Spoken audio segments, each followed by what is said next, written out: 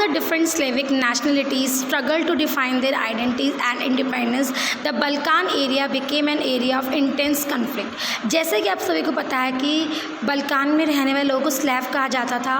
वो अलग अलग एथनिक आइडेंटिटी को से बिलोंग करते थे।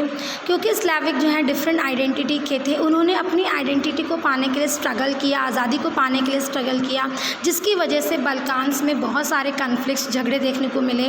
The Balkan state were fiercely jealous of each other and each hope to gain more territory at the expense of the other. और Balkan states एक दूसरे से जलते थे, जितने बल्कान के अंदर स्टेट्स थे वो एक दूसरे से जलते थे। हर कोई चाहता था कि उसको दूसरे के मुकाबले ज़्यादा ज़मीनी हिस्सा मिल जाए।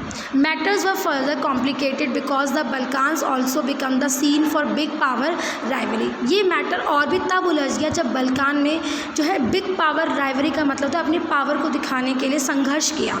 During this period there was intense rivalry among the European power over trade as and colonies as well as naval and military fight. उस समय जो यूरोपियन पावर्स थी वो अपने आप को हर तरह से, मतलब कोई भी देश होता है, हर देश चाहता था कि वो यूरोप में सबसे ज़्यादा पावरफुल अपने आप को दिखा सके, चाहे वो ट्रेड के मामले में हो, चाहे वो फाइट के मिलिट्री के मामले में हो, नेवल फोर्स के मामले में हो। These rivalries were very evident in the way the Balkan problem unfolded. जैसे ही बल्कान की प्रॉब्लम सबके सामने आई, ये राइवरी भी खुल के सामने आने लगी। Each power, Russia, Germany, England, Austro Hungary, they were keen on countering the hold of other powers over the Balkan. सभी देश चाहते थे कि बल्कान्स में वो हिस्सा अब कब्जा कर लें and extended its own control over the area. This led to a series of war in the region and finally the First World War. इस वजह से क्या हुआ कि बहुत सारी वॉर बल्कान को लेकर हुई और वो आगे जाकर फर्स्ट वर्ल्ड वॉर में कन्वर्ट हो गई।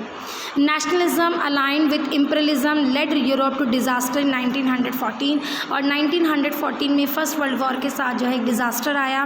But meanwhile many countries in the world which had been colonised by the European power in the 19th century began to oppose imperial dominance. लेकिन इसका एक फ़ायदा ये हुआ कि जो विश्व के और देश थे जहाँ पे जिन देशों को यूरोपियंस ने अपनी कॉलोनी बना के रखा था, उन्होंने यूरोपियंस के खिलाफ इम्पीरियल डोमिनेशन के खिलाफ आवाज़ उठाना शुरू कर दिया। ऐसा आप इंडिया के बारे में भी जानते हैं कि भारत जो है वो यूरोपियन कंट्रीज़ ब्रिटेन की कॉलोनी था और यही वो समय था जब भारत ने जो है इनके खिलाफ आवाज़ उठाना, आज़ादी पाने के लिए संघर्ष करना शुरू कर दिया था।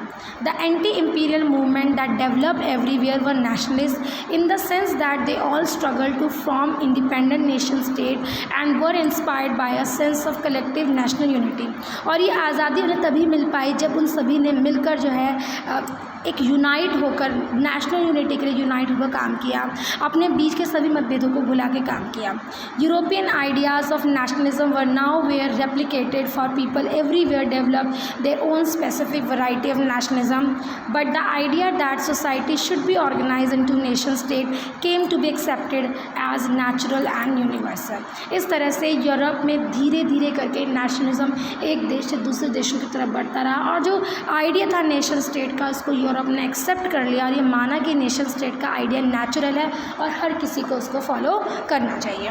सो the chapter is finish here. थोड़ा सा कॉम्प्लिकेटेड चैप्टर है तो इसलिए आप इसे बार बार पढ़ेंगे, बार बार समझेंगे, तभी आपको अच्छे समझ में आएगा। बहुत सारे क्वेश्चन इस चैप्टर से आते हैं एग्ज़ाम में, तो क्योंकि आपके हिस्ट्री में से आने ही 2 चैप्टर हैं, first chapter and the third chapter, तो इसीलिए आपको जो है चैप्टर बहुत अच्छे से पढ़ना है, बहुत अच्छे समझ के पढ़ना है।